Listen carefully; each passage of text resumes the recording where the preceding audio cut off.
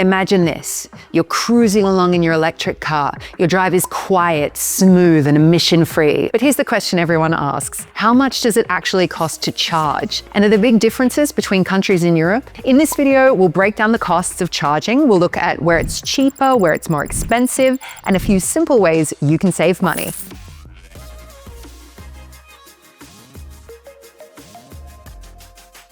Hey everyone, welcome back to the GoE YouTube channel. I'm Amy, and today we're finding out what it really costs to charge your electric car at home and on the road.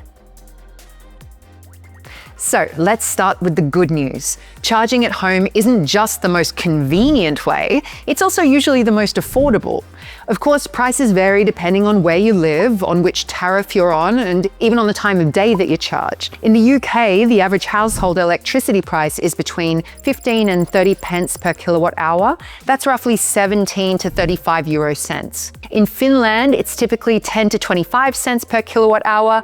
Across Europe, most people pay between 10 and 30 cents per kilowatt hour, including that when charging at home. Again, depending on the country and the tariff. If you're on a dynamic energy plan, you can sometimes charge for as little as 10 cents or even less during off-peak periods. Electricity is usually cheapest at night, typically between 10 p.m. and 6 a.m., which makes overnight charging the most cost-effective option for many EV drivers. And if you've got solar panels on your roof, you can cut your costs even more. On sunny days, your car can run on your own free solar power or on a smart mix of solar and grid energy. That's where a really smart Wallbox really shines. It automatically optimizes when and how your car charges to make the most of your self-generated electricity. All right, now let's talk about what happens when you hit the road. Public charging is a lifesaver on long trips. But let's be honest, it's also where things can get expensive. We've researched public DC fast charging prices across several European countries, and trust me, the differences are massive. According to the European Alternative Fuels Observatory, Iceland and Finland are among the most affordable. There, ad hoc DC charging usually costs between 20 and 40 cents per kilowatt hour.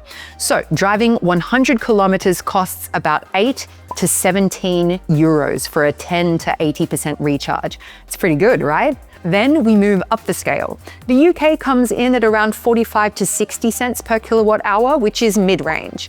In Denmark, costs are slightly higher at 50 to 70 cents per kilowatt hour. And then there are the real surprises: Slovenia and Norway. They rank among the most expensive countries in Europe for public DC charging. In some cases, prices go up to €1.50 per kilowatt hour. For just 100 kilometers, you could be paying 60 to 70 euros for a 10 to 80% recharge. That's 3 to 4 times the amount you'd pay in Finland. That's incredible, right? But it's important to say these are the highest end examples. Prices in both Norway and Slovenia can vary greatly depending on the provider, the charging speed, and the chosen tariff. So, while there are premium rates at some stations, you can also find more affordable options, occasionally even close to the prices seen in Finland. Across Europe, most people pay between 45 and 70 cents per kilowatt hour for public DC charging, and a bit more at HPC, high power chargers. Here's a tip.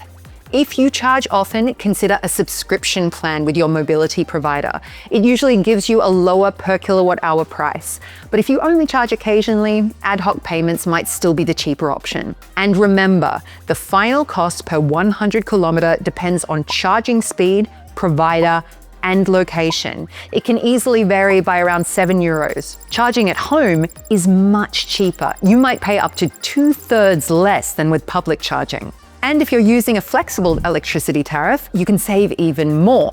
These tariffs let you charge at off-peak times when electricity is cheaper, usually overnight or when there's plenty of renewable energy in the grid. You save money and help balance the energy system at the same time. If you mainly drive short distances or commute to work, charging at home is definitely your best bet. For longer trips, a mix of home and public charging makes sense.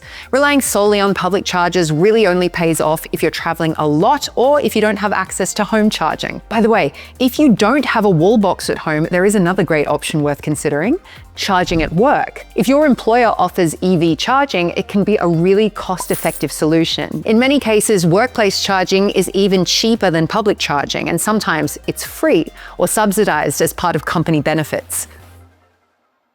So, looking at the numbers for 2026 across the UK, Finland, Denmark, and much of Europe, one thing is crystal clear: charging at home remains the most affordable way to power your electric car. If you've got solar panels or flexible tariffs, or even tax incentives for home or company car charging, you can reduce your costs even further. Public charging is often convenient and flexible and allows for greater flexibility, but it often costs twice as much as plugging it in at home. So whenever you can, charge smart, charge local, and let your Wallbox do the heavy lifting. Did this video help you get a clearer idea of EV charging costs? Then give us a thumbs up, hit subscribe, and stay tuned for more tips on e-mobility and smart charging. How do you charge your car? Mostly at home or on the go?